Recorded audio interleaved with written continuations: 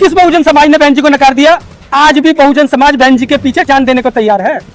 आज भी बहुजन समाज बहन जी को कोई गलत बोल के देखे, बहुजन समाज उसकी जान पे खड़ा हो जाएगा। राहुल गांधी किसी संविधान को नहीं मानता, राहुल गांधी किसी बाबा साहब को नहीं मानता। राहुल गांधी गांधी की बात करता है। इलेक्शन से पहले उसने खूब बाबा साहब की फोटो अपने सिर से ऊपर लेकर चला, लेकिन इलेक्शन के बाद बाबा साहब की बात की क्या? नहीं। हमें समझना होगा उन रंगे हुए सियारों को भी जो भेड़ की खाल पहनकर आ जाते हैं लेकिन उसके अंदर सियार होते हैं, जो लोगों को गुमराह करते हैं। ये बहुजन आंदोलन है, ये स्वाभिमान और सम्मान की लड़ाई है। हर बात पे हिंदुस्तान हिंदुस्तान करता है। जो हिंदुस्तान का पक्षधर है वो भारत की बात कर सकता है क्या? वो भारत को जोड़ सकता है क्या? दिखावा एक अलग चीज है, काम करना दोनों अलग चीज है। माननीय बहन जी काम करने में भरोसा करती है, दिखावा नहीं करती। बाकी लोग दिखावा करते हैं। क्या हम भी राहुल गांधी की तरह नाचना शुरू करते हैं या औरों की तरह रोड पर ड्रामेबाजी करना शुरू करते हैं? हम केवल काम और काम करने पर भरोसा करते हैं।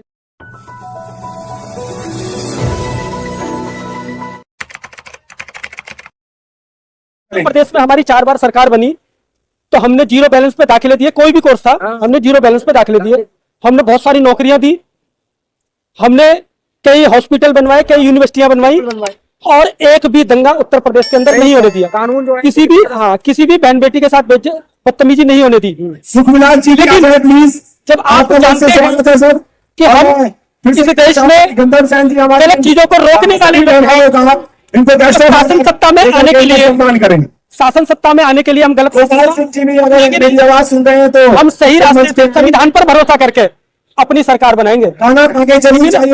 सरकारें बनी है, सभी को कैसे बनी है और किस प्रकार से बनी है मैं उस विषय में नहीं जाना चाहता। बहुजन समाज पार्टी एक पार्टी है, ये और संविधान पर चलने वाली पार्टी है। हम जब भी सत्ता में आएंगे हम सम्मान के साथ लोगों को वो हक अधिकार देंगे जो उनको मिलना चाहिए, जिन पर उनका अधिकार है। और सत्ता पाने के लिए हम कोई भी गलत रास्ता अख्तियार नहीं करेंगे। चाहे कोई वर्तमान में जो सरकार बनी है वो गलत संसाधन यूज करके बनी है। देखो ना, इलेक्शन से पहले बहुत सारे लोग आवाज उठा रहे थे, कोई ईवीएम की उठा रहा था, कोई किसी चीज की उठा रहा था। अब सब शांत हो गए, सबको हिस्सेदारी मिल गई ना। किसी को कितनी सीटें मिल गई, किसी को कितनी सीटें मिल गई, किसी को कितनी सीटें। सभी को दुश्मनी है तो बाबा साहब के मिशन के आंदोलन से दुश्मनी है।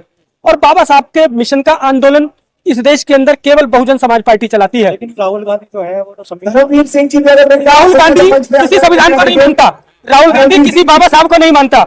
और राहुल गांधी गांधी की बात करता है। इलेक्शन से पहले उसने खूब बाबा साहब की फोटो अपने सिर से ऊपर लेकर चला, लेकिन इलेक्शन के बाद बाबा साहब की बात की क्या? नहीं। हमें समझना होगा उन रंगे हुए सियारों को भी जो भेड़ की खाल पहनकर आ जाते हैं लेकिन उसके अंदर सियार होते हैं, जो लोगों को गुमराह करते हैं। ये बहुजन आंदोलन है, ये स्वाभिमान और सम्मान की लड़ाई है।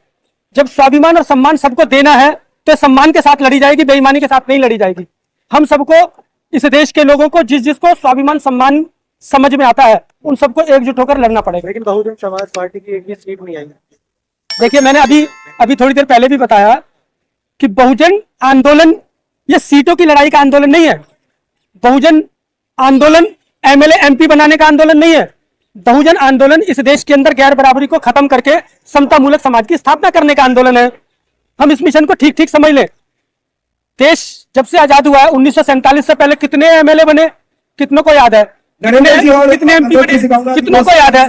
लेकिन जिसने समाज के लिए काम किया, जिसने इस आंदोलन के लिए काम किया, वो चाहे एमपी बना हो या ना बना हो, एमएलए बना हो या ना बना हो, समाज आदमी की इज्जत करता है, आदमी का सम्मान करता है, लोगों के दिलों में बसता है वो। ठीक है ना? इस आंदोलन के लिए एक माध्यम है, राजनीति एक माध्यम है। राजनीति में हम अगर आते हैं, जैसा उत्तर प्रदेश में किया, सबको दिया, सबको बराबरी का हक दिया, बराबरी का सम्मान दिया, वैसा ही करेंगे। लेकिन बहुजन समाज ने बहन जी को नकार दिया है। किस बहुजन समाज ने बहन जी को नकार दिया? आज भी बहुजन समाज बहन जी के पीछे जान देने को तैयार है।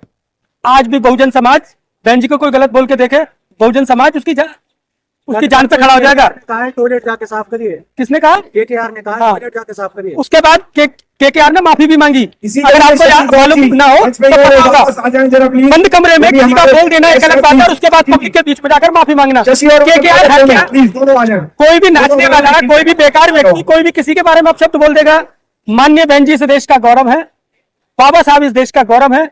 मान्यवर कांशीराम साहब इस देश का गौरव है और बहुजन आंदोलन का हर व्यक्ति इस देश का आंदोलन। बात की जाती तो देश वहाँ नहीं है। देखिए, कहीं ना कहीं हमें गलतफहमियां है। जब जब दलितों की बात आती है या दलितों के अधिकार की बात आती है या दलितों को जहां पर शोषण होता है तो सबसे पहले बहुजन समाज पार्टी का प्रतिनिधिमंडल पहुंचता है और प्रतिनिधिमंडल ही एफआईआर दर्ज कराता है, उसके खिलाफ आंदोलन करता है। प्रतिनिधिमंडल ही व्यवस्था करता है उनकी सुरक्षा की और उनके केस की। बाकी लोग केवल शोर बचाने का काम करते हैं, केवल मीडिया में आने का काम करते हैं, काम कोई भी नहीं करता, केवल बहुजन समाज पार्टी। ऐसा कोई भी नहीं हो पाई, उनके लिए हम माफी आप चाहते हैं। वाक्य नहीं बता सकते जहां पर बहुजन समाज पार्टी का प्रतिनिधिमंडल न गया हो और जिम्मेदार व्यक्ति के साथ जाता है। ऐसा नहीं कोई भी उठकर चला गया। प्रदेश ईवीएम में चिल्ला रहा था, लेकिन बीएसपी की तरफ से कोई ईवीएम का सबसे पहले लड़ाई बहुजन समाज पार्टी ने ही शुरू की और कानूनी लड़ाई लड़ी और अभी तक भी लड़ रही है। आपको नहीं लगता अगर बहन जी सड़कों पर उतर आए ईवीएम का विरोध देखिए करेंगे तो ईवीएम देखिए बिल्कुल ये हमारे दुश्मन चाहते हैं कि हम लोग सड़कों पर उतरे, ठीक है ना।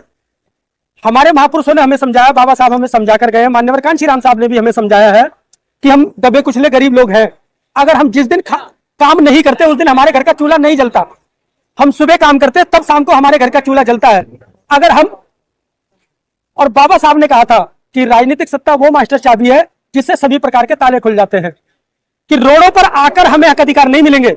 अगर हमें अपने हक अधिकार चाहिए, अगर हमें श्याम बाबू जी को अपना मान सम्मान चाहिए तो हमें अपनी सरकार बनानी होगी। रोड पर आने से उनका भी देखिए, सरकार को नहीं सर 2 अप्रैल को इतने सारा आंदोलन हुआ, कितने सारे लोगों के केस बने, पहले तो मैं सॉरी उनके केसों की लड़ाई बीएसपी अभी तक कर रही है। जहां जहां मध्य प्रदेश में, राजस्थान में प्रेशर बनाकर उन पर केस वापस लेने की कोशिश की और सबने राजनीति की।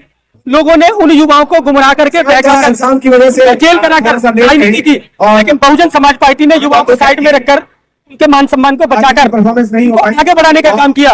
उत्तर प्रदेश में सरकार बनी थी तो आपको याद होगा, इन्हीं नौजवानों को रोजगार देने का काम किया था।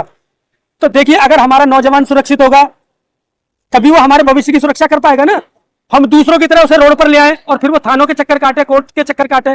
बहुजन समाज पार्टी इस चीज में विश्वास नहीं करती। आप देखेंगे राहुल गांधी को उन्होंने न्याय यात्रा शुरू करी, भारत जोड़ो यात्रा शुरू करी। क्या बहन जी बहुजन जोड़ो यात्रा नहीं शुरू करी? देखिए, आप कह रहे हैं राहुल गांधी ने ये यात्रा शुरू की, कौन सा भारत जोड़ दिया? जो राहुल गांधी अपने भाषण में हिंदुस्तान हिंदुस्तान चिल्लाता है वो क्या भारत को जोड़ सकता है? भारत के बारे में कितना जानते हैं राहुल गांधी? भारत के बारे में जानते कितना है राहुल गांधी? कन्याकुमारी तक फिर अरे उनके हर भाषण को उठाकर वो हिंदुस्तान की बात करते हैं और वो भारत को जोड़ने की बात करते हैं। जो व्यक्ति हिंदुस्तान की बात करता है, हर बात में हिंदुस्तान हिंदुस्तान करता है, जो हिंदुस्तान का पक्षधर है वो भारत की बात कर सकता है क्या? वो भारत को जोड़ सकता है क्या? दिखावा एक अलग चीज है, काम करना दोनों अलग चीज है। माननीय बहन जी काम करने में भरोसा करती है, दिखावा नहीं करती। बाकी लोग दिखावा करते हैं। क्या हम भी राहुल गांधी की तरह नाचना शुरू करते हैं या औरों की तरह रोड पर ड्रामेबाजी करना शुरू करते हैं? हम केवल काम और काम करने पर भरोसा करते हैं। बहन जी की हार की वजह क्या देते हैं आप? देखिए, बहन जी की हार की वजह तो हम ये मानते हैं कि हम अपनी बात को सही प्रकार से लोगों तक नहीं पहुंचा पाए, कि ये देश वर्तमान में किन परिस्थितियों से गुजर रहा है। हमारी बात हम लोगों तक सही प्रकार से नहीं पहुंच पाए, उन्होंने इस बात को नहीं समझा और हमें वोट नहीं दिया।